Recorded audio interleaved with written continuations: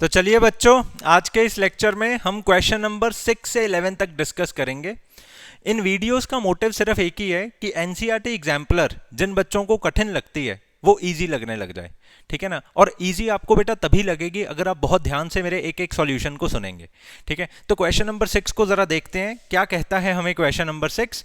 Okay, question number 6 में बेटा उन्होंने आपको कहा है, at a metro station a girl walks up a stationary escalator in time t1. If she remains stationary on the accelerator, then the escalator takes up in time t2. Okay जी, तो question हमने read कर लिया है। अब इसको जरा मैं समझा रहा हूं आपको। मान लिया जाए बेटा ये एक तरह का एस्केलेटर है, ठीक है जी। इस एस्केलेटर के ऊपर अगर गर्ल चलती है, ठीक है, मान लो गर्ल के चलने की वेलोसिटी क्या है, vg। अगर गर्ल चलती है तो वो इस एस्केलेटर के एंड तक पहुंच जाती है t1 टाइम में, ठीक है जी। इस कंडीशन के अंदर, इस केस के अंदर बेटा हम ऐसा मान रहे हैं कि ओनली गर्ल ही चल रही है। स्टेशनरी एस्केलेटर इन्होंने वर्ड यूज किया ना, ओनली गर्ल ही चल रही है और हमारा एस्केलेटर किस पे है, रेस्ट पे है, ठीक है जी।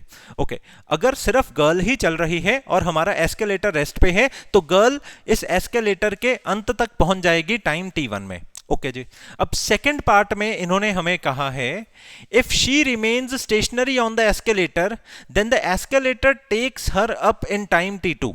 ओके जी, अगर बाय चांस हम ऐसा माने कि अगर हमारी ये जो गर्ल है ये रेस्ट पर आए, ठीक है, और एस्केलेटर मूविंग हो, ठीक है, मान लो एस्केलेटर के मूव करने की जो वेलोसिटी है वो कितनी है, वी है। जैसे गर्ल के मूव करने की वेलोसिटी मैंने यहां पर एज्यूम की है ना, वीजी, वैसे ही हम ऐसे मान लेते हैं कि एस्केलेटर के मूव करने की वेलोसिटी है वी। तो इस गर्ल के द्वारा यहां आया जाएगा इन टाइम t2, ठीक है। जब गर्ल रेस्ट पर है, एस्केलेटर मूव करके इस गर्ल को यहां तक ला रही है, तो वो कितनी देर में लेकर आएगी, t2 टाइम में लेकर आएगी। अब नॉर्मली अगर हम सोचें तो डिस्टेंस तो दोनों ही सिचुएशन में सेम ही कवर किया जा रहा है। दोनों ही सिचुएशन में ये गर्ल जो है वो यहां से एंड तक ही आ रही है।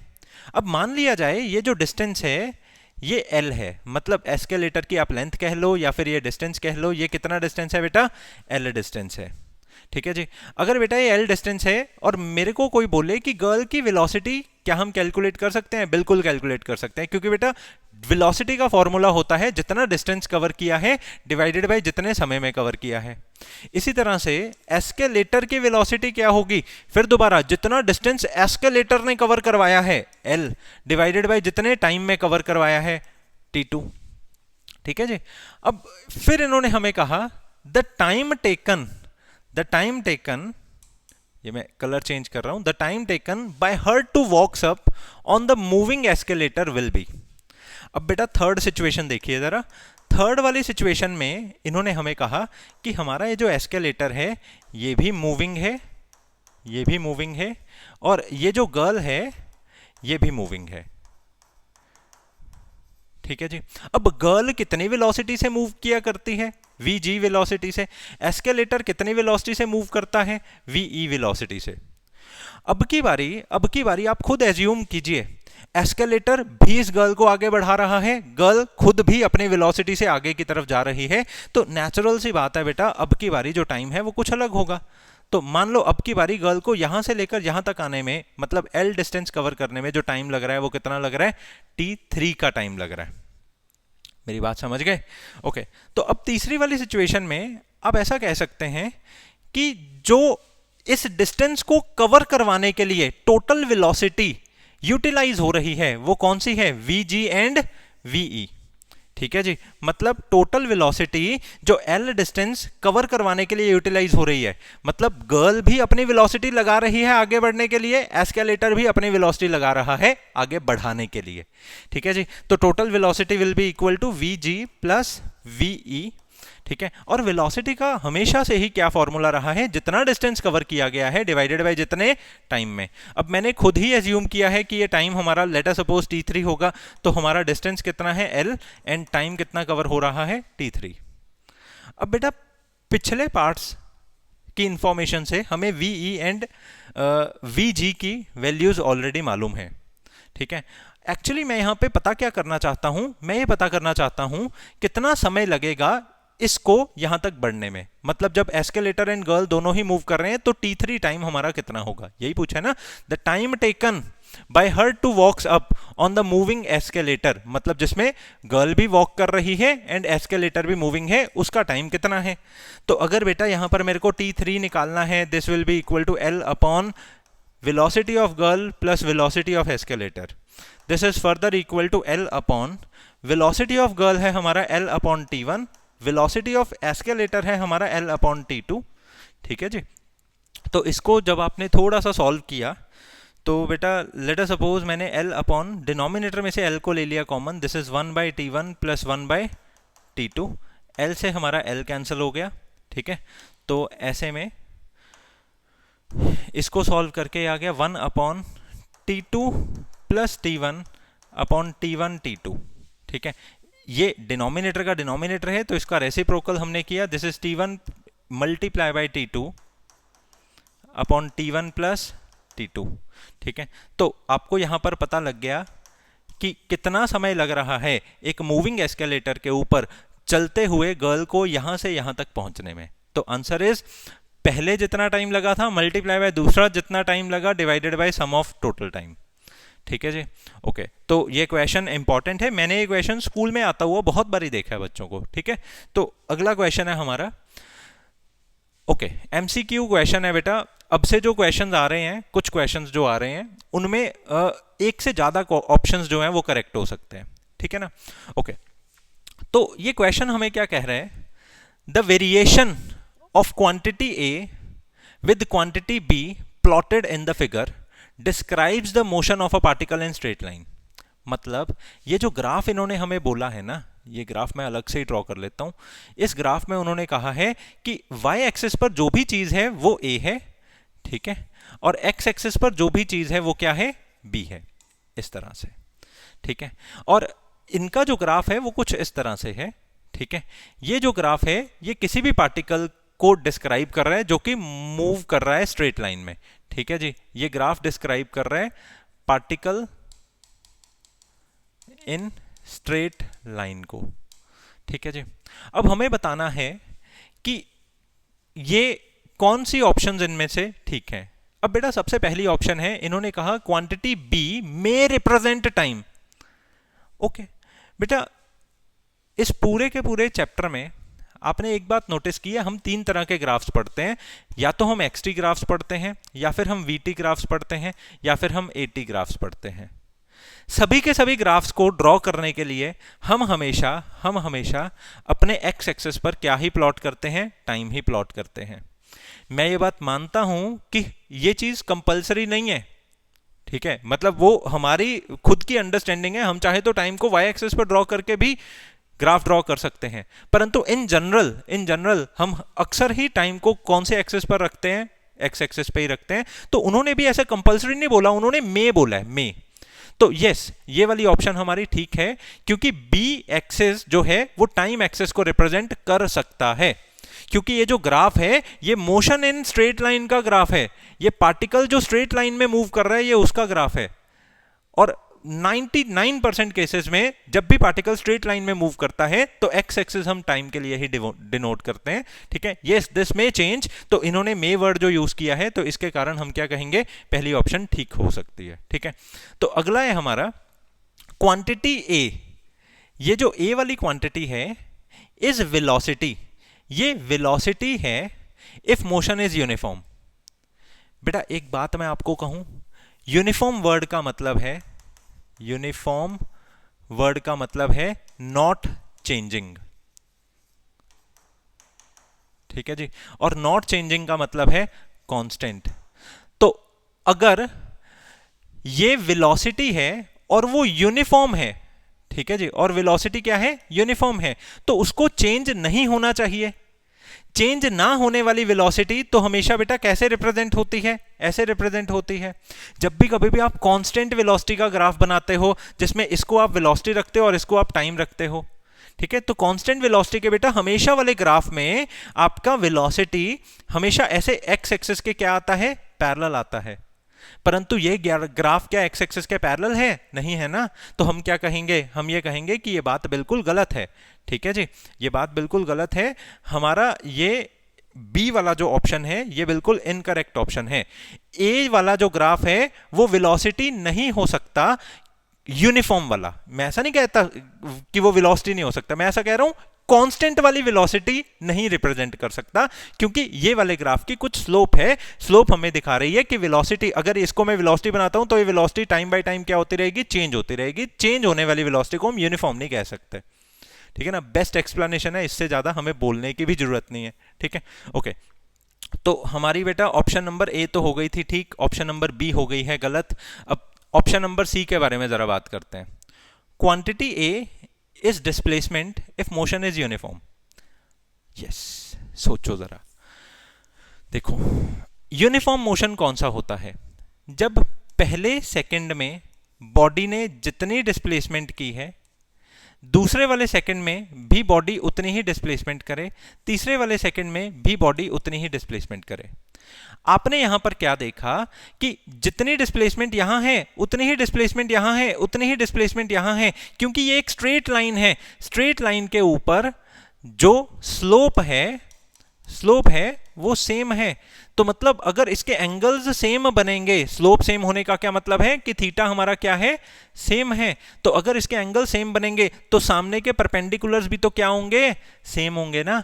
तो मैंने ऐसा कहा कि अगर ए को मैं डिस्प्लेसमेंट कहता हूं, ठीक है, तो फर्स्ट सेकंड की डिस्प्लेसमेंट, सेकंड सेकंड की जो डिस्प्लेसमेंट है, थर्ड सेकंड की जो डिस्प्लेसमेंट है वो सेम रहेगी, क्योंकि एंगल्स क्या हैं? सेम हैं। तो ये एक सेम डिस्प्लेसमेंट को रिप्रेजेंट कर रहा है। सेम डिस्प्लेसमेंट का क्या मतलब है? Uniform displacement. ठीक है जी, तो ये एक बेटा कौन सी डिस्प्लेसमेंट को रिप्रेजेंट कर रहा है? यूनिफॉर्म डिस्प्लेसमेंट को। तो हम ऐसा कह सकते हैं कि quantity A is displacement if motion is uniform. ठीक है, ये एक यूनिफॉर्म डिस्प्लेसमेंट को बता रहा है, क्योंकि पहले सेकंड में जो डिस्प्लेसमेंट है, ठीक है जी, और दूसरे सेकंड में जो डिस्प्लेसमेंट है और तीसरे सेकंड में जो डिस्प्लेसमेंट है वो सेम है, क्योंकि इनके एंगल्स क्या हैं? सेम हैं। ठीक है जी, आई होप सो ये क्लियर हो गया। तो ऑप्शन नंबर सी हमारी यहां पर क्या हो रही है? ठीक हो रही है। ठीक है, वेलोसिटी के लिए बात अलग होती है। सेम वेलोसिटी अगर मैं रखनी चाहता हूं तो हर एक टाइम के लिए यहां पर भी इतनी ही रहनी चाहिए, यहां पर भी इतनी ही, यहां पर भी इतनी। तो सेम वेलोसिटी के लिए ऐसा ग्राफ आना चाहिए, यूनिफॉर्म वेलोसिटी के लिए ऐसा ग्राफ आना चाहिए। परंतु यूनिफॉर्म डिस्प्लेसमेंट के लिए इक्वल डिस्प्लेसमेंट होनी चाहिए हर एक सेकंड में। ठीक है जी, ओके। अब अगली बात करते हैं। Quantity A is velocity if motion is uniformly accelerated. ये बात ठीक है, मैंने आपको क्लियर किया था कि मैं ऐसा नहीं कह रहा कि ये कभी वेलोसिटी नहीं हो सकता, ये कभी यूनिफॉर्म वेलोसिटी नहीं हो सकता, कांस्टेंट वेलोसिटी नहीं हो सकता। हां, अगर मैं आपको बोलूं कि अगर मैं ए को बेटा वेलोसिटी बोल रहा हूं, ठीक है जी, तो इसका मतलब ये है पहले सेकंड में मेरी जितनी वेलोसिटी में चेंज आया, दूसरे सेकंड में भी मेरा उतना ही वेलोसिटी में चेंज आएगा, तीसरे सेकंड में भी मेरा उतना ही वेलोसिटी में चेंज आएगा। तो अगर एक जैसा वेलोसिटी में चेंज आ रहा है तो हमारी एक्सेलरेशन क्या होती है बेटा? यूनिफॉर्म एक्सेलरेशन होती है। तो ऑप्शन नंबर डी हमारा यहां पर ठीक है कि अगर मैं ए को वेलोसिटी मेंशन करता हूं तो यहां पर ये जो मोशन है ये हमारा यूनिफॉर्मली एक्सेलरेटेड मोशन होगा। ठीक है, बहुत अच्छे से, आई होप सो आपको समझ में आया। ठीक है, अब अगले क्वेश्चन पे हम मूव करते हैं। बेटा क्वेश्चन नंबर 8 आपको कहता है a graph of x versus time is shown in the figure. Okay जी, ओके। तो ये जो ग्राफ है, ये ग्राफ इस तरह से हमें दिखा रहे हैं, ये मैंने थोड़ा जूम कर दिया। ठीक है जी, a graph of x versus time. ये वाला जो एक्सेस है दिस इज एक्स एंड ये वाला जो एक्सेस है ये टाइम है। Choose the correct alternative given below. Okay, तो बेटा सबसे पहला पॉइंट हमें कह रहा है the particle will released from rest at time is equal to 0। ठीक है, मतलब जब टाइम 0 है तब पार्टिकल रेस्ट पे होगा। ठीक है, ऐसा हमें कह रहा है। बेटा रेस्ट वर्ड का मतलब है वेलोसिटी 0 होना, और हम जानते हैं किसी भी एक्सटी ग्राफ में जो स्लोप होती है वो हमेशा हमें क्या बताती है? वेलोसिटी बताती है। अब अगर आप ए पॉइंट को बहुत गौर से देखो तो ए पॉइंट एक तरह से हॉरिजॉन्टल है। ठीक है जी, तो एट ए स्लोप हमारी क्या है, 0 है। तो इसीलिए हम ऐसा कह सकते हैं कि हमारा वेलोसिटी क्या है, 0 है। तो मतलब बॉडी किस पे है, रेस्ट पे है। तो ऑप्शन नंबर ए हमारा एकदम ठीक है। इन्होंने कहा है कि particle will released from rest at time is equal to 0। जब टाइम 0 है तब पार्टिकल रेस्ट पे होगा। बिल्कुल सही बात है। ठीक है जी, एक्सप्लेनेशन समझ में आ गई सबको, क्योंकि ए पॉइंट पे हमारी स्लोप वेलोसिटी बताती है और स्लोप 0 है। ठीक है, मतलब कोई भी इंक्लिनेशन नहीं है, एकदम स्ट्रेट लाइन है, स्लोप हमारी 0 है, तो इसलिए पार्टिकल किस पे है, रेस्ट पे है। ठीक है जी, ओके। अब बी पार्ट की हम बात करते हैं। At B the acceleration a is greater than 0। ठीक है, अब बात मैं यहां पे कर रहा हूं कि बी वाले पॉइंट पे एक्सेलरेशन जो है वो ग्रेटर देन 0 है। जरा चेक करते हैं बेटा बी वाले पॉइंट की बात। देखो, एक्सेलरेशन पता तो हम तब करेंगे जब वेलोसिटी का आइडिया लगेगा। अब मैं बी वाले पॉइंट, ये है मेरा बी वाला पॉइंट, मैं बी वाले पॉइंट से एक पिछले पॉइंट की अगर चेकिंग करूं तो मेरी स्लोप कैसी बनती है, ऐसी। मेरे बी वाले पॉइंट पे स्लोप कैसी बनती है, ऐसी। तो इसका मतलब क्या है, इसका मतलब यह है कि बी पॉइंट से पहले एंगल ज्यादा था, बी पॉइंट पे एंगल क्या हो गया, कम हो गया। समझ गए, मतलब बिफोर बी थीटा ज्यादा था, एट बी हमें थीटा कैसा दिखाई दे रहा है बच्चों, कम दिखाई दे रहा है। तो अगर बी वाले पॉइंट पे हमारा थीटा डिक्रीज हो रहा है, थीटा डिक्रीज हो रहा है, दिस मींस हमारी स्लोप डिक्रीज हो रही है। स्लोप डिक्रीज हो रही है तो मतलब वेलोसिटी डिक्रीज हो रही है। वेलोसिटी डिक्रीज हो रही है मतलब एक्सेलरेशन ग्रेटर देन 0 नहीं होएगी, मतलब एक्सेलरेशन यहां पर कम हो रही है। ठीक है जी, तो ऑप्शन नंबर बी यहां पर एकदम गलत है। ठीक है, क्योंकि acceleration greater than 0 B point नहीं दिखा रहा। ठीक है, तो अब ऑप्शन नंबर सी की हम बात करते हैं। Average velocity for the motion between A and D is positive. Okay जी, अब बेटा ये मैंने पार्ट नंबर ए की एक्सप्लेनेशन दी है, ये पार्ट नंबर बी की दी है, अब पार्ट नंबर सी की मैं दे रहा हूं। अब ए से लेकर जरा डी तक चेक करो, डी यहां तक है। आपने ऐसा नहीं देखा कि हमारी जो x है, मतलब हमारा जो डिस्टेंस है वो प्लस ही प्लस है। ठीक है जी, तो आप यहां पर देखो कि बिटवीन ए टू डी, ए से लेकर डी तक हमारी जो डिस्प्लेसमेंट है वो पॉजिटिव है। एंड एवरेज वेलोसिटी हमारी क्या होती है, total displacement upon total time.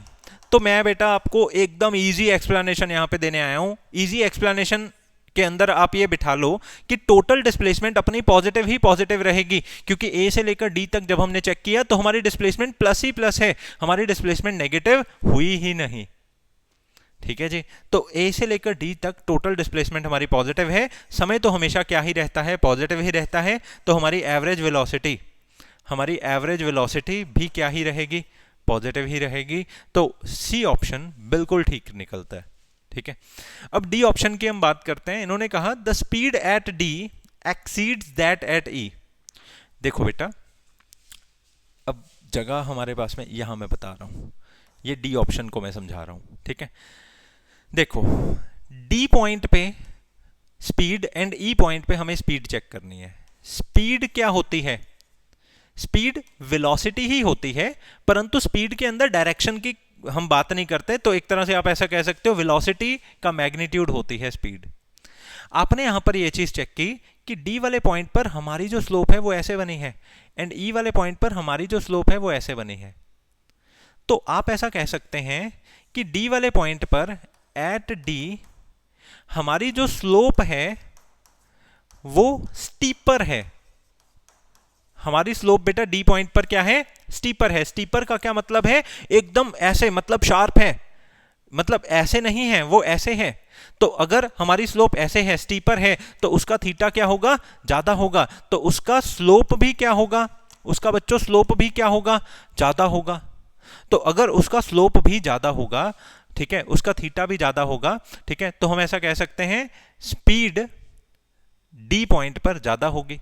ठीक है जी, therefore speed at d is greater than speed at e, क्योंकि d पॉइंट पर स्लोप ज़्यादा स्टीपर है, ठीक है, इन कंपैरिजन टू e, ठीक है। तो थीटा हमारा ज़्यादा है तो स्लोप हमारी ज़्यादा है, ठीक है जी। तो स्पीड d पर ज़्यादा है एंड स्पीड e पर कम है, तो डी ऑप्शन हमारी ठीक है, ठीक है जी। तो A C and D, A comma C comma D, इस तरह से आपको वहां पे टिक करके आना है, ठीक है, ओके।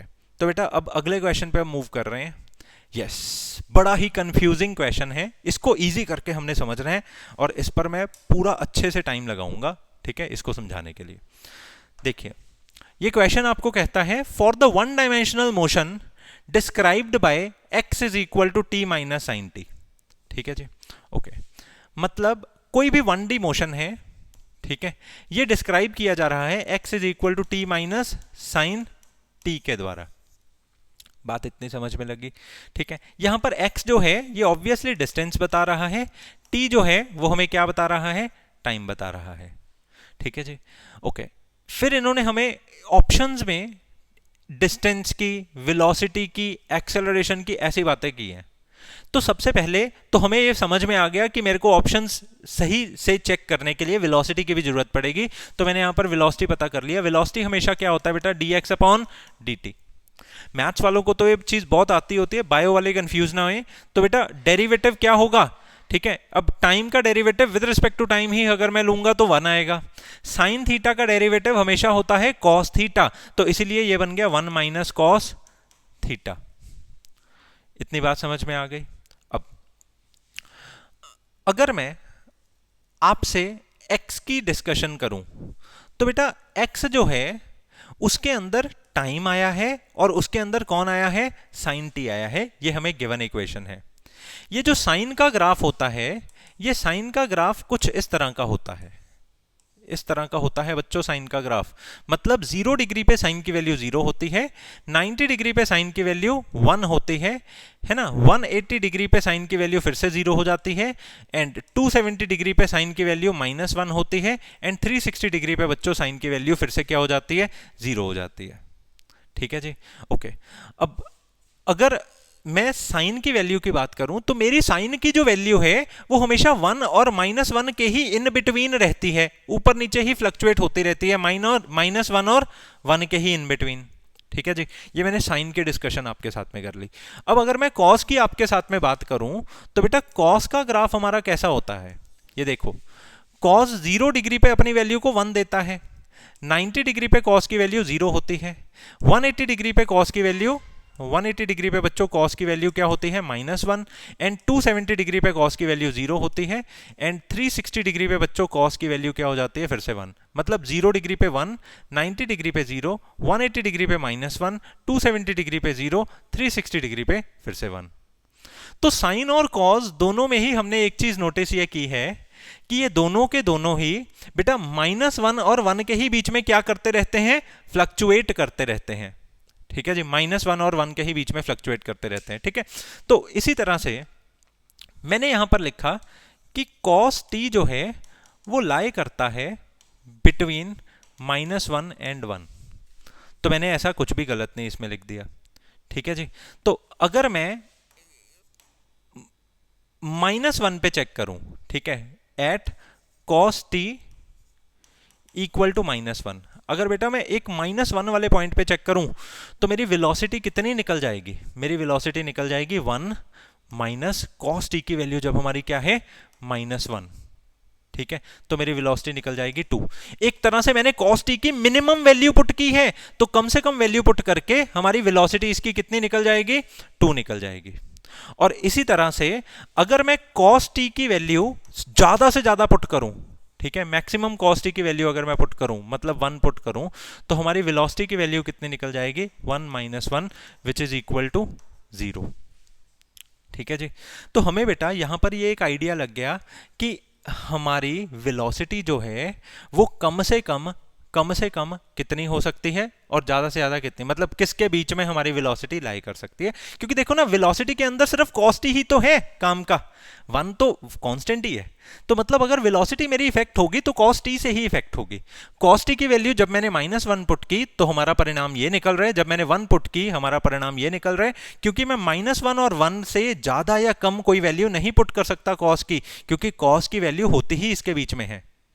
ठीक है जी, तो इसका मतलब यह है कि कॉस की वैल्यू मेरी -1 और 1 के ही बीच में रहेगी, तो इसीलिए मेरी वेलोसिटी की भी वैल्यू 2 एंड 0 के ही बीच में रहेगी। ठीक है जी, ओके जी। अब अगली हम बात करते हैं। यहां पर मैं ए ऑप्शन की तो बड़ी डिटेल में डिस्कशन करूंगा लास्ट में, ठीक है, पहले मैं बी ऑप्शन से ही शुरू कर रहा हूं। ठीक है, फॉर टाइम ग्रेटर देन 0, ठीक है जी, मतलब जब हमारा टाइम क्या है, 0 से बड़ा है, तब हमारी वेलोसिटी हमेशा हमेशा 0 से बड़ी ही रहेगी। आप यहां पर बेटा चेक करो, यहां पर मेरी वेलोसिटी 0 से बड़ी आए हमेशा, ऐसा पॉसिबल नहीं है। क्यों ऐसा पॉसिबल नहीं है? क्योंकि यहां पर भी आप देखो, जब मैंने cos t की वैल्यू को 1 रखा, ठीक है, cos t की वैल्यू मेरे को 1 कब मिलती है बेटा? cos t की वैल्यू मेरे को 1 मिलती है 0 पे, और 1 मेरे को मिलती है 360 डिग्री पे। ठीक है, ये वाला एक्सेस एक तरह से एंगल का एक्सेस है। ठीक है जी, तो मैं आपको ये चीज कह रहा हूं कि cos t की वैल्यू मेरे को 1 मिलेगी जब टाइम की वैल्यू या तो मैं 0 रखूंगा या फिर मैं कितनी रखूंगा, 360 डिग्री रखूंगा। अब आप यहां पर देखो, मैंने टाइम की वैल्यू 360 डिग्री अगर रखी है, इसका मतलब ये है कि मैंने जो टाइम की वैल्यू है वो ग्रेटर देन 1 रखी है। ठीक है जी, यहां पर मैंने टाइम की वैल्यू ग्रेटर देन मतलब 0 रखी है, ग्रेटर देन 0 रखी है। 360 मतलब जो भी मैं टाइम की वैल्यू रख रहा हूं वो ग्रेटर देन 0 रख रहा हूं। ठीक है जी, परंतु फिर भी मेरे को जो वेलोसिटी है वो इक्वल टू 0 मिली है, मेरे को वेलोसिटी ग्रेटर देन 0 नहीं मिली इस सिचुएशन में।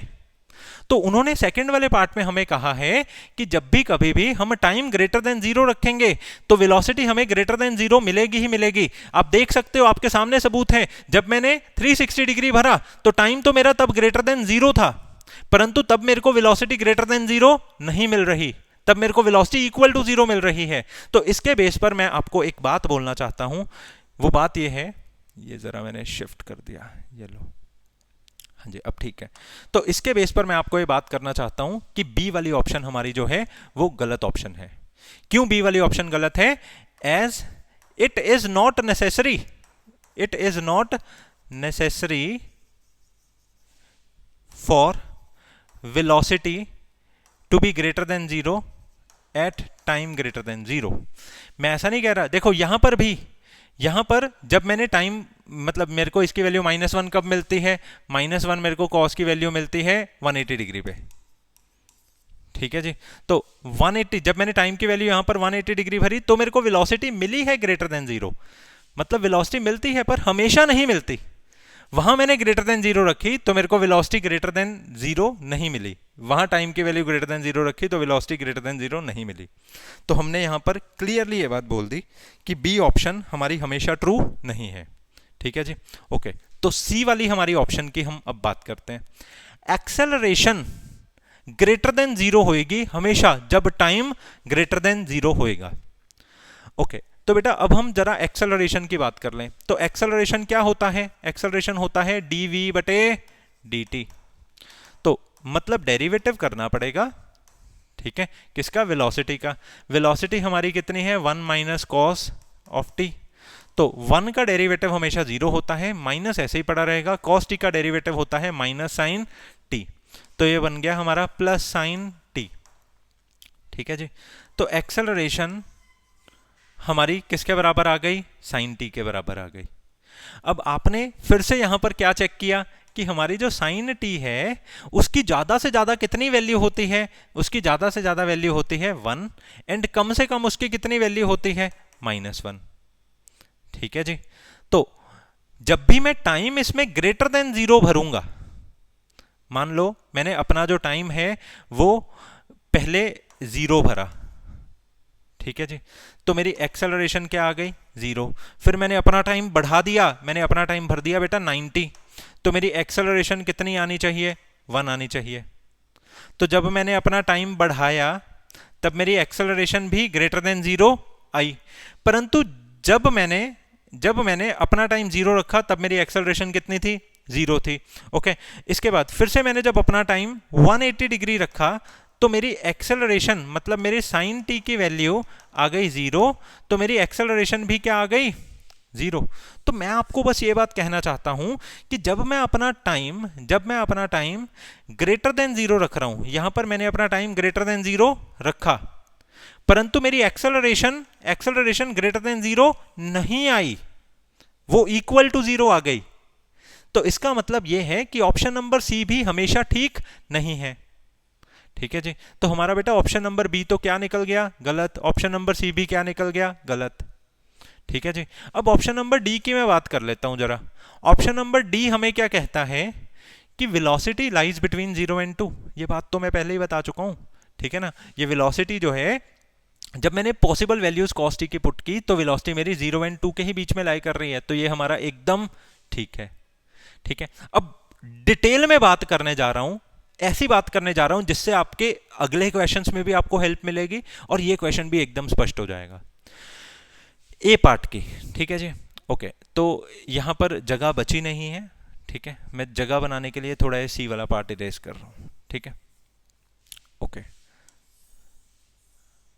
तो बेटा ए पार्ट की क्या बात है कि हमारे एक्स टी की जो वैल्यू है वो ग्रेटर देन होएगी, मतलब हमारे x की वैल्यू ग्रेटर देन होएगी for all t greater than 0। जरा हम x की बात कर लें। x हमारा है क्या? t minus sine t। x हमारा है बेटा t माइनस साइन t। ठीक है जी, ओके, एक बात मैं आपको बताऊं कि ये t जो होता है ना, ये हमेशा साइन t से बड़ा होता है। t हमेशा बेटा क्या होता है? साइन t से बड़ा होता है। ठीक है, आप कहोगे सर ऐसा आप कैसे कह सकते हैं? देखो बेटा, साइन का ग्राफ होता है हमारा कुछ इस तरह का। ठीक है, ये ग्राफ है x is equal to sine t का। ठीक है जी, ओके, इसी तरह से x is equal to t का ग्राफ होता है मेरा कुछ इस तरह से।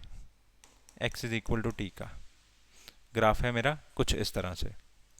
ठीक है, आप कहोगे सर आपने जो x is equal to t का ग्राफ है, मतलब x is equal to t का जो ग्राफ है, ठीक है, वो आपने ऐसे ही क्यों निकाला? आप ऐसे भी तो निकाल सकते थे, मतलब स्ट्रेट लाइन ग्राफ तो आप ऐसे भी निकाल सकते थे, आप ऐसे भी निकाल सकते थे, आपने ऐसे ही क्यों निकाला? तो इसका मैं आपको जवाब ये दे रहा हूं। देखो बेटा, जब मैंने x is equal to sine t का ग्राफ निकाला, ठीक है जी, तो उसका ग्राफ ये बना। जो साइन के साथ में पड़ा होता है वो एक तरह से एंगल होता है, तो यहां एंगल की जिम्मेदारी किसने ले ली? टी ने। और जो वाई एक्सिस पर होता है वो एक तरह से वैल्यू होती है, तो वैल्यू की जिम्मेदारी यहां पर किसने ले ली? एक्स ने। तो अगली बात यहां पर यह है कि x is equal to t का अगर मेरे को अकेला ग्राफ बनाना है, तो मतलब जैसे जैसे x बढ़ेगा वैसे वैसे हमारा t भी बढ़ेगा, मतलब जैसे जैसे हमारा टाइम बढ़ेगा वैसे वैसे हमारा x भी बढ़ेगा, तो उसका ग्राफ मेरा ऐसा बना। ठीक है, अब अगर मैं आपको बोलूं कि साइन 90 डिग्री की वैल्यू क्या होती है, तो आप कहेंगे सर साइन 90 डिग्री की वैल्यू 1 होती है। ठीक है जी, तो लेट अस सपोज ये है साइन 90 डिग्री, तो इस साइन 90 डिग्री की वैल्यू आपकी क्या है? 1 है।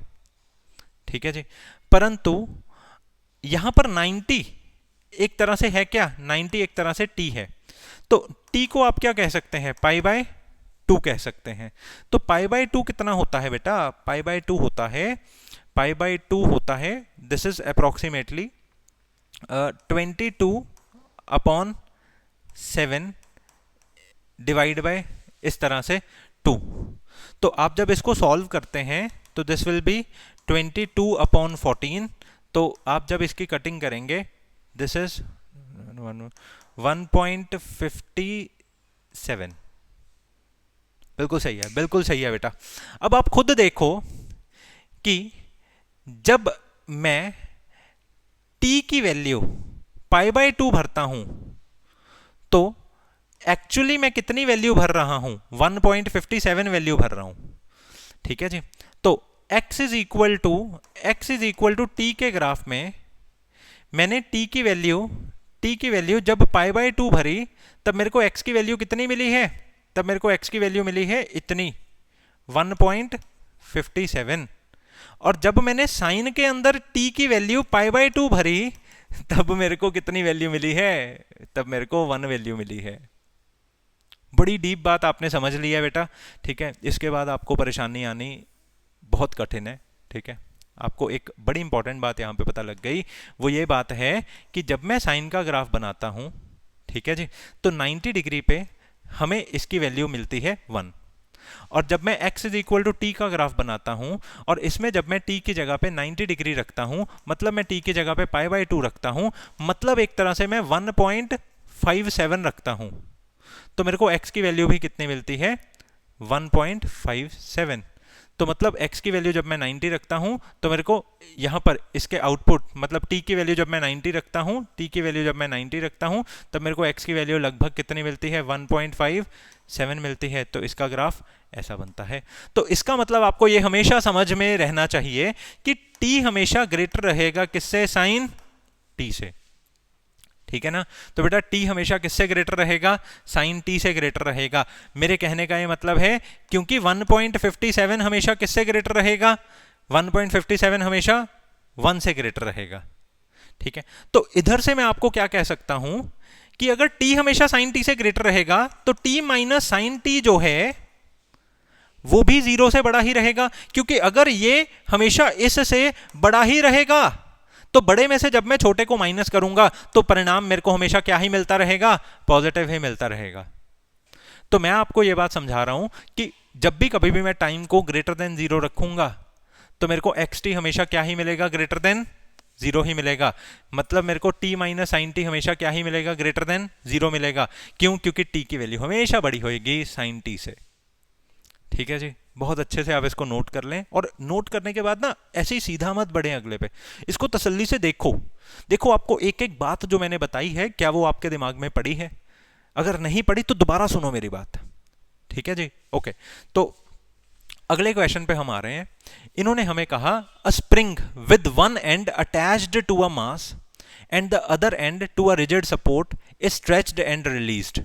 मान लिया जाए बेटा ये हमारे पास में एक स्प्रिंग है, इसका एक किनारा हमारा इस रिजिड मास के साथ में नहीं, एक किनारा हमारा इस मास के साथ में अटैच्ड है और दूसरा किनारा हमारा एक रिजिड सपोर्ट के साथ में कनेक्टेड है। रिजिड सपोर्ट हमारी वॉल हो सकती है, ठीक है जी। Stretched and released. ओके, तो बेटा मान लिया जाए मैंने इस स्प्रिंग को उठाकर स्ट्रेच किया, ठीक है जी। स्ट्रेच करने का क्या मतलब है? स्ट्रेच करने का ये मतलब है मैंने इस स्प्रिंग को उठाकर ऐसे करके ऐसे कर दिया, तो पहले मेरा मास यहां था, बाद में मेरा मास यहां पर हो गया। ओके, वहां तक मैक्सिमम मैं जितना लेकर गया, मतलब मैंने उतनी इसकी मैक्सिमम डिस्प्लेसमेंट करवा दी, ठीक है जी।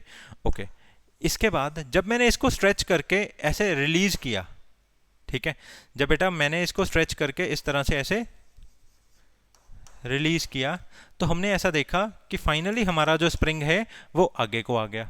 मतलब जब मैंने इस मास को ऐसे खींचकर छोड़ा तो हमारा ये मास अंदर को बढ़ा यहाँ पर, फिर ऐसे बाहर को, फिर ऐसे अंदर को, फिर ऐसे बाहर को, ऐसे हो रहा है। अब उन्होंने हमें कहा magnitude and acceleration when just released is maximum. पहले मैं आपको जनरल बातें बता दूं, जब भी बेटा किसी भी स्प्रिंग को ऐसे खींचा जाता है तो इस स्प्रिंग के द्वारा एक रिस्टोरिंग फोर्स लगती है। वो रिस्टोरिंग फोर्स हमेशा बराबर होती है -k इंटू एक्स के, ठीक है जी। और दुनिया की हर एक फोर्स हमेशा मास इंटू एक्सेलरेशन के ही बराबर होती है, तो इसलिए रिस्टोरिंग फोर्स भी मास इंटू एक्सेलरेशन है, which is further equal to -k into x, ठीक है जी।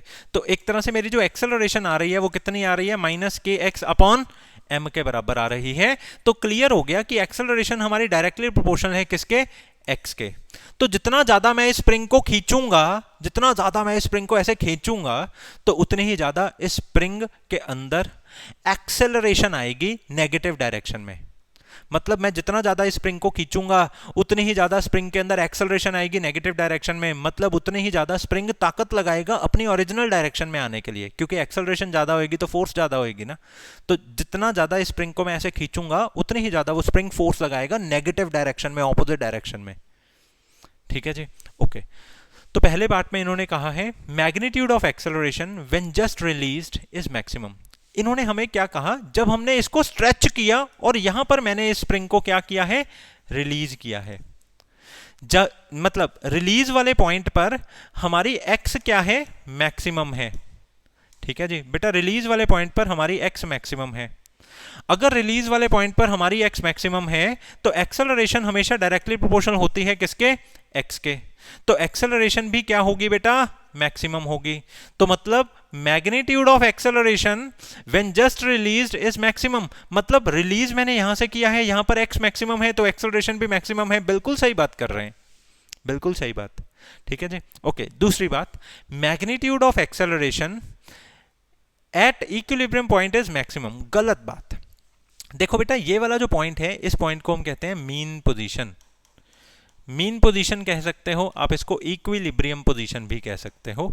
इक्विलिब्रियम पोजीशन इस तरह से, क्योंकि जब स्प्रिंग यहां पर होता है तो ना ही स्प्रिंग दबने वाली फोर्स लगाता है, ना ही स्प्रिंग खींचने वाली फोर्स लगाता है। नेट फोर्स स्प्रिंग के ऊपर जीरो होती है। तो ऐसी पोजीशन जहां पर नेट फोर्स जीरो होती है उसको इक्विलिब्रियम पोजीशन भी बोला जाता है।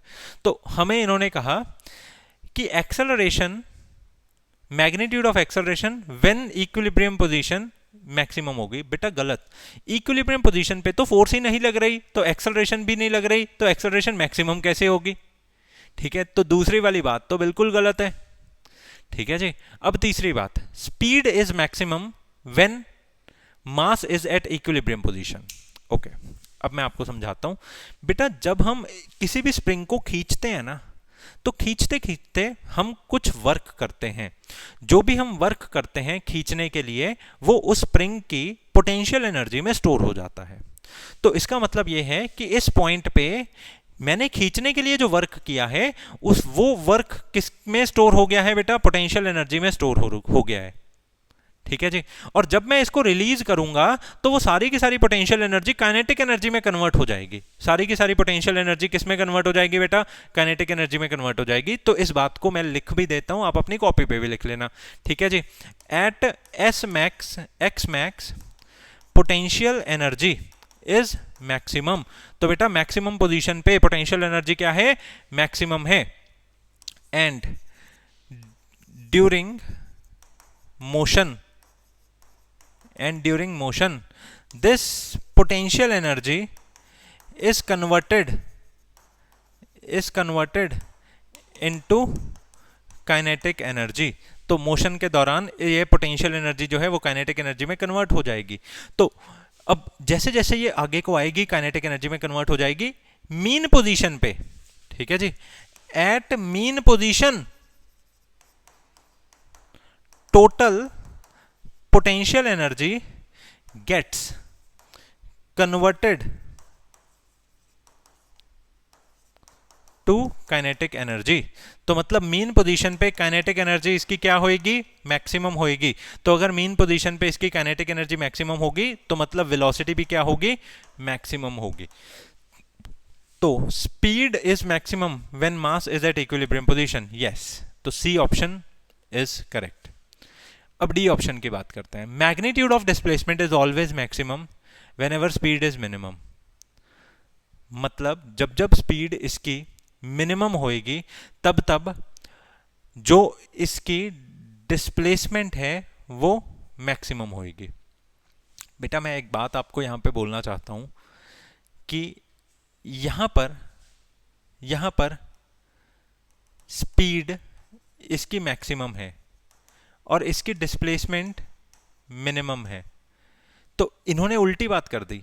ठीक है, इनको ऐसा बोलना चाहिए था जब स्पीड मैक्सिमम है तब डिस्प्लेसमेंट मिनिमम होनी चाहिए। तो डी ऑप्शन गलत हो गई। बड़े गौर से सोचने वाली है, बच्चे इसको सही कर सकते हैं। ठीक है ना, तो आपको ध्यान से इसको सोच के फिर करना है। तो सारी बातें हमारी हो गई हैं। ठीक है, तो इसमें हमारी कौन सी ऑप्शंस ठीक निकल रही हैं, A option and C option हमारी ठीक निकल रही है। ठीक है, ओके। तो क्वेश्चन नंबर 11 पे हम आ रहे हैं। इस क्वेश्चन में उन्होंने आपको कहा a ball is bouncing elastically with the speed of 1 metre per second. ठीक है जी, between the walls of a railway compartment of size 10 metre. देखो बेटा अच्छा क्वेश्चन है। मान लिया जाए ये एक रेलवे कंपार्टमेंट है। ये रेलवे कंपार्टमेंट का जो साइज है वो बेटा 10 मीटर का साइज है। A ball is bouncing elastically with the speed of 1 metre per second. मतलब यहां पर एक बॉल है वो इस तरफ जा रही है, फिर सामने वाली दीवार से टक्कर मारेगी, फिर इस तरफ आएगी, फिर इस दीवार से टक्कर मारेगी, तो इस तरह से ये बॉल ऐसे ऐसे जा रही है। A ball is bouncing elastically with the speed of 1 metre per second. ये बॉल कितनी स्पीड से जा रही है बेटा? 1 मीटर पर सेकेंड की स्पीड से जा रही है between the walls of a railway compartment. मतलब ये रेलवे कंपार्टमेंट की वॉल्स के बीच में, और इन वॉल्स के बीच का जो डिस्टेंस है वो 10 मीटर है। मतलब इस कंपार्टमेंट का साइज कितना है? 10 मीटर है। ठीक है जी। The train is moving at a constant velocity of 10 metre per second. ये जो ट्रेन है, ये ट्रेन आगे की दिशा में जा रही है 10 मीटर पर सेकेंड से। मतलब वेलोसिटी ऑफ ट्रेन कितनी है? 10 मीटर पर सेकेंड है। Parallel to the direction of motion of ball as seen from ground. Yes, अब आई ना मेन बात। मतलब ये ट्रेन 10 मीटर पर सेकेंड से जा रही है, और ये सारा जो दृश्य है ये ग्राउंड पर बैठा हुआ कोई पर्सन देख रहा है। ये सारा का सारा जो सिचुएशन है वो ग्राउंड पर बैठा हुआ कोई पर्सन देख रहा है। अब मैं आपको ये कहता हूं, ये बॉल जो है ये 1 मीटर पर सेकेंड की स्पीड से जा रही है। A ball is bouncing elastically with the speed of 1 metre per second between the walls of a railway compartment. मतलब ये जो वेलोसिटी है, ये वाली जो वेलोसिटी है, ये वेलोसिटी बॉल की है विद रिस्पेक्ट टू ट्रेन। मतलब इस ट्रेन के अंदर ये बॉल 1 मीटर पर सेकंड से जा रही है। देखो बाहर बैठा हुआ बंदा जो है उसको तो ये पूरी ट्रेन 10 की स्पीड से जाती हुई दिखाई दे रही है, तो अंदर की जो बॉल है वो 1 से, तो उसको तो 1 से नहीं ना दिखाई देगी। उसके लिए तो देखो उसके लिए तो ये वाली जो बॉल है वो ट्रेन के अंदर पड़ी है। तो अगर ट्रेन 10 से जा रही है तो ये बॉल अगर रेस्ट पर भी है तो बाहर बैठे हुए बंदे को तो ये बॉल की स्पीड 10 दिखेगी ही दिखेगी। तो मतलब अगर ये बॉल नहीं भी मूव कर रही तो बाहर बैठे हुए बंदे को तो ये 10 की ही स्पीड से जाती हुई दिखाई देगी ही देगी। तो मतलब बाहर बैठे हुए बंदे के हिसाब से तो इस बॉल की वेलोसिटी 1 नहीं हो सकती। तो ये बॉल की वेलोसिटी 1 किसके हिसाब से है? ट्रेन के हिसाब से है। किसके हिसाब से है बेटा? ट्रेन के हिसाब से है। ठीक है जी, ओके। तो इसी तरह से ये ट्रेन की जो वेलोसिटी है, the train is moving with a constant velocity of 10 metre per second parallel to the direction of the motion of the ball. ठीक है जी, ये ट्रेन की जो वेलोसिटी है वो 10 मीटर पर सेकंड है, और ये किसके हिसाब से है? ये ट्रेन की वेलोसिटी बेटा ग्राउंड के हिसाब से है। अब आप बड़े अच्छे से जानते हो रिलेटिव वेलोसिटी का फॉर्मूला। देखो रिलेटिव वेलोसिटी में क्या होता है, मान लो ये ए पर्सन है, ये बी पर्सन है। अगर ये ए पर्सन इधर को जा रहा है 10 की स्पीड से, और ये बी पर्सन भी इधर को जा रहा है 5 की स्पीड से, तो ए वाले पर्सन के हिसाब से बी वाले पर्सन की वेलोसिटी कितनी होगी? मतलब वेलोसिटी ऑफ बी वाला person with respect to A वाला पर्सन कितनी होगी? This is velocity of B minus velocity of A. तो वो होएगी, वेलोसिटी ऑफ बी है 5 माइनस वेलोसिटी ऑफ ए है 10, तो ये होएगी -5। तो देखो मैं आपको रिलेटिव वेलोसिटी का कंसेप्ट समझा रहा हूं। ए वाली जो बॉल है अगर इधर जा रही है 10 की स्पीड से, बी वाली बॉल इधर जा रही है 5 की स्पीड से, तो ए वाला बंदा तेज जा रहा है, बी वाला बंदा धीरे जा रहा है, तो ए वाले बंदे को ऐसा लगेगा बी वाला बंदा उसके करीब आ रहा है। तो इसीलिए रिलेटिव वेलोसिटी बी वाले बंदे की विद रिस्पेक्ट टू ए वाले बंदे के हिसाब से कितनी आई है? -5 आई है। कितनी आई है? -5 आई है। मेरी बात समझ में आ गई? एक बारी और हम जरा डिस्कशन कर लें। ठीक है, मान लो बेटा ये एक बस है, ये बस आगे को जा रही है 100 की स्पीड से। ये एक स्कूटर वाला है, ये स्कूटर वाला आगे को जा रहा है 50 की स्पीड से। तो अगर हमें वेलोसिटी निकालनी है स्कूटर वाले की विद रिस्पेक्ट टू बस, तो कुछ नहीं करना, आपको बस वेलोसिटी ऑफ आगे वाली चीज स्कूटर वाले की माइनस कर देनी है वेलोसिटी ऑफ बस के साथ। तो स्कूटर वाले की वेलोसिटी है 50, बस वाले की वेलोसिटी है 100, तो इक्वल टू में आ गया -50। तो अगर स्कूटर वाला इधर को 50 से जा रहा है, बस वाला इधर को जा रहा है, तो बस वाले के अंदर बैठा हुआ बंदा ऐसा देखेगा कि स्कूटर वाला पीछे को आ रहा है, क्योंकि वो धीरे है ना, स्कूटर वाला पीछे को आ रहा है। कितनी स्पीड से? 50 की स्पीड से। इसीलिए जब हम गाड़ी में जा रहे होते हैं तो हमें ऐसा लगता है आसपास के सारे व्हीकल्स पीछे को जा रहे हैं, पीछे को जा रहे हैं। क्या वो एक्चुअल में पीछे को जा रहे होते हैं? नहीं ना, वो तो हमें लगता है वो पीछे को जा रहे हैं। उनका पीछे को जाना इज रिलेटिव टू अस। ठीक है, तो मैं वही बात आपको यहां पर अब बताना चाहता हूं। अब इसी सिचुएशन में, ठीक है जी। ये बॉल की वेलोसिटी ट्रेन के हिसाब से कितनी है? 1 मीटर पर सेकेंड। तो वेलोसिटी ऑफ बॉल ट्रेन के हिसाब से अगर 1 मीटर पर सेकेंड है, तो मतलब मैं ऐसा कह सकता हूं ये किसके बराबर होगी? Velocity of ball minus velocity of train. किसकी वेलोसिटी है? बॉल की। किसके हिसाब से? ट्रेन के हिसाब से। This is equal to 1 metre per second. ठीक है जी, ओके। तो ये जितनी भी वेलोसिटीज हम लोग लेते हैं ये ग्राउंड के हिसाब से लेते हैं। किसके हिसाब से लेते हैं? ग्राउंड के हिसाब से। मतलब अभी अभी जो मैंने बात आपको बताई ना कि बस इधर जा रही थी 100 की स्पीड से, स्कूटर वाला इधर जा रहा था 50 की स्पीड से, तो वेलोसिटी ऑफ स्कूटर वाला विद रिस्पेक्ट टू बस इज स्कूटर की वेलोसिटी माइनस बस की वेलोसिटी, मतलब velocity of scooter minus velocity of बस। तो यहां पर मैं स्कूटर की जो वेलोसिटी भरूंगा वो विद रिस्पेक्ट टू ग्राउंड वाली भरूंगा। तो ये 50 जो इन्होंने वेलोसिटी दी है ना स्कूटर की, ये विद रिस्पेक्ट टू ग्राउंड ही दी है। ठीक है जी। तो इसी तरह से जब मैं velocity of ball with respect to train निकालूंगा तो वो 1 मीटर पर सेकेंड है, ये होगी velocity of ball minus velocity of train. ये दोनों ही वेलोसिटीज किसके रिस्पेक्ट में हम लेंगे? ग्राउंड के रिस्पेक्ट में। ठीक है जी, ओके। तो velocity of ball with respect to ground हमें कितनी लगेगी? वो कितनी लगेगी बेटा? ट्रेन की कितनी वेलोसिटी है? 10। This is equal to 1 metre per second. ठीक है, सॉरी बेटा, सॉरी, यहां पर बीच में माइनस लगेगा। तो velocity of ball with respect to ground कितनी लगेगी? 11 मीटर पर सेकेंड। बेटा बिल्कुल सही है। देखो ट्रेन आगे को जा रही है 10 की स्पीड से, तो मतलब इस बंदे को इस बॉल की स्पीड 10 तो दिखेगी, ऊपर से बॉल एडिशनली 1 की स्पीड से और जा रही है, तो इस बंदे को ये वाली बॉल 11 की स्पीड से दिखाई देगी। तो velocity of ball with respect to ground कितनी दिखाई देगी? 11 की स्पीड से।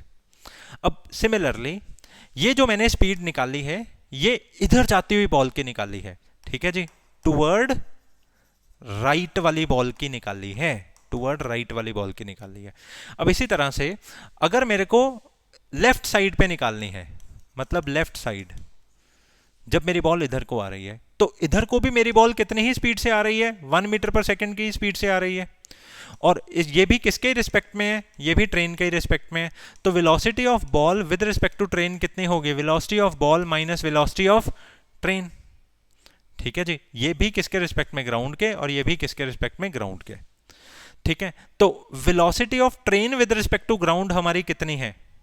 देखो ट्रेन इधर को जा रही है, सारी इधर वाली वेलोसिटीज को हमने पॉजिटिव लेना है, तो ट्रेन की velocity with respect to ground हमारी आएगी दिस इज 10 माइनस बॉल की velocity with respect to ground हमें निकालनी है, एंड बॉल की velocity with respect to train कितनी दी है? 1। पर अब बेटा ये वाली वेलोसिटी जो बॉल की है वो लेफ्ट साइड पे है, तो इसलिए मैं इसको क्या लूंगा? -1। तो ये 10 जब इधर आया तो ये आ गया 10 - 1। This is velocity of ball with respect to ground. तो velocity of ball with respect to ground हमें कितनी लगेगी? 9। और ये किस साइड आ रही है बेटा? लेफ्ट साइड आ रही है। ये किस साइड आ रही है? Left side. ठीक है जी, बहुत अच्छे से आपको ये चीज क्लियर हो रही है कि इस बाहर बैठे हुए बंदे को जब बॉल ऐसे जा रही है वो तो 11 की स्पीड से जाती हुई दिखाई दे रही है, क्योंकि 10 की स्पीड से ट्रेन जा रही है, 1 की स्पीड से बॉल जा रही है। जब बॉल ऐसे आ रही है वो उसको 9 की स्पीड से आती हुई दिखाई देगी, क्योंकि ट्रेन उसको आगे लेकर जा रही है 10 की स्पीड से, वो बॉल पीछे को आ रही है 1 की स्पीड से, तो उसके हिसाब से तो बॉल 9 की स्पीड से मूव कर रही है। आई होप सो ये चीज आपको क्लियर हो गई। ठीक है, अब जरा हम इनके ऑप्शंस को देख लें। The direction of motion of the ball changes every 10 seconds. क्या बॉल की जो डायरेक्शन है वो हर एक 10 सेकेंड्स के बाद चेंज हो रही है? The direction of motion of ball changes every 10 seconds. तो इसका मैं आपको एक जवाब देता हूं। देखो बेटा, ये बॉल 1 की स्पीड से जा रही है और पूरे कंपार्टमेंट का जो साइज है, ठीक है, वो पूरे कंपार्टमेंट का साइज 10 मीटर है। ठीक है, तो अगर बेटा बॉल 1 की स्पीड से जा रही है तो 10 सेकंड बाद हमारी बॉल इस डायरेक्शन में आएगी। परंतु एक बात मैं आपको कहूं कि बाहर बैठे हुए बंदे को तो ये बॉल इधर ही इधर जाती हुई दिखाई दे रही है। ठीक है जी, तो direction of motion of ball changes every 10 seconds. ये बात ट्रेन के हिसाब से तो ठीक है, पर बाहर बैठे हुए बंदे को क्या लगेगा कि बॉल तो उधर ही उधर जा रही है ना, बॉल तो उधर ही उधर जा रही है, क्योंकि ट्रेन अल्टीमेटली उसको उधर ही कैरी कर रही है। ठीक है जी, ओके। तो सेकंड ऑप्शन क्या है? Speed of the ball changes every 10 seconds. ये बात हमारी बिल्कुल ठीक है, क्योंकि बेटा जब बॉल इधर जा रही है, मतलब जब बॉल इधर जा रही है, तब उस हम बाहर बैठे हुए बंदे के हिसाब से देख रहे हैं, एज सीन फ्रॉम ग्राउंड हमने देखना है, ये क्लियर किया हुआ है। तो ए ऑप्शन हमारी रॉन्ग है। क्यों? क्योंकि ग्राउंड पर बैठा हुआ बंदा, चाहे मेरी बॉल इधर को आए, 10 सेकंड पहले इधर को जा रही है, 10 सेकंड बाद इधर को आ रही है, चाहे मेरी बॉल इधर या इधर जाए, ट्रेन तो आगे ही बढ़ रही है। तो अगर ट्रेन बेटा आगे बढ़ रही है, तो हमारी ये जो बॉल है वो आगे ही जाती हुई दिखाई देगी, तो डायरेक्शन डज नॉट चेंजेस। ठीक है, तो बी ऑप्शन क्या है? Speed of the ball changes after every 10 second. Yes, 10 second बाद जब बॉल इधर को आने लगेगी तो उसकी वेलोसिटी 9 लगेगी बाहर वाले बंदे को, तो दूसरी ऑप्शन बिल्कुल ठीक है। Average speed of ball over every 20 second is fixed, मतलब हर 20 सेकेंड के बाद जो एवरेज स्पीड है वो क्या है? फिक्स्ड है। क्यों बेटा? 10 सेकेंड लगे इस बॉल को यहां तक जाने में, फिर 10 सेकेंड लगे इस बॉल को वापस यहां तक आने में, तो मतलब 20 सेकेंड्स के बाद बॉल वापस यहीं पर आ गई। तो 20 सेकेंड्स के बाद इस बॉल की डिस्प्लेसमेंट सेम है, तो एवरेज स्पीड मतलब हर 20 सेकेंड्स में बॉल इक्वल डिस्टेंस कवर कर रही है, तो हर 20 सेकेंड्स के बाद उसकी एवरेज स्पीड चेंज नहीं होगी। अगर इक्वल डिस्टेंस है, इक्वल इंटरवल ऑफ टाइम में, तो स्पीड कैसे चेंज होगी? ठीक है, तो ये भी बात सही है। मतलब 10 सेकेंड्स में बॉल यहां पर बढ़ी, मतलब फिर 10 सेकेंड्स लगे बॉल यहां पर आ गई, तो इसने टोटल कितना डिस्टेंस कवर किया? 10 + 10 20। ठीक है, 20 डिस्टेंस कवर किया कितनी देर में? 20 सेकेंड्स में, तो 1 है। तो ये चेंज नहीं होने वाला, हर 10 सेकेंड में बॉल वहां यहां ऐसे हो रही है। ठीक है जी। The acceleration of ball is the same as from the train. ठीक है, मतलब इस बॉल की जो एक्सेलरेशन है वो सेम रहेगी। तो बेटा इसका जवाब भी बिल्कुल सही है, यस, इस बॉल की एक्सेलरेशन सेम रहेगी, क्योंकि एक्सेलरेशन क्या होती है? Change in velocity upon change in time. एक बात पक्की है, हर 10 सेकंड के बाद ये बॉल जो बाहर बैठा हुआ बंदा है उसको 11 से 9 दिखाई देगी। मतलब 10 सेकंड पहले उसको, बाहर बैठे हुए बंदे को, इस बॉल की वेलोसिटी 11 दिखाई दे रही है, 10 सेकंड बाद बाहर बैठे हुए बंदे को इस बॉल की वेलोसिटी कितनी दिखाई दे रही है? 9। ठीक है जी, तो मतलब इक्वल चेंज आ रहे हैं in equal interval of time. मतलब हर 10 सेकंड के चेंज के बाद जो बॉल की वेलोसिटी में जो चेंज है वो कितना ही दिखाई दे रहे हैं? 2। तो मतलब एक्सेलरेशन तुम्हें कितनी ही दिखाई देगी? 1/5 ही दिखाई देगी, ये कांस्टेंट दिखाई देगी, ये सेम दिखाई देगी। तो D option is also correct. ठीक है जी, तो इसी तरह से हमारे एमसीक्यूज वाला पार्ट कवर हो गया। नेक्स्ट वीडियो में मैं आपको शॉर्ट क्वेश्चंस शुरू करवाऊंगा। ठीक है जी, तो हम यहां पर 7 क्वेश्चंस की वीडियो इसलिए बना रहे हैं ताकि हम डिटेल में एक एक क्वेश्चन की बात कर लें। अब 5 क्वेश्चन समझाने में ही हमें 1 घंटे के करीब लग रहा है, तो मतलब अगर हम सारे के सारे क्वेश्चन एक में करेंगे तो वो 10-12 घंटे हो जाएंगे, तो इतना दिमाग आपका एक्टिवली नहीं एक टाइम पे सुन सकता।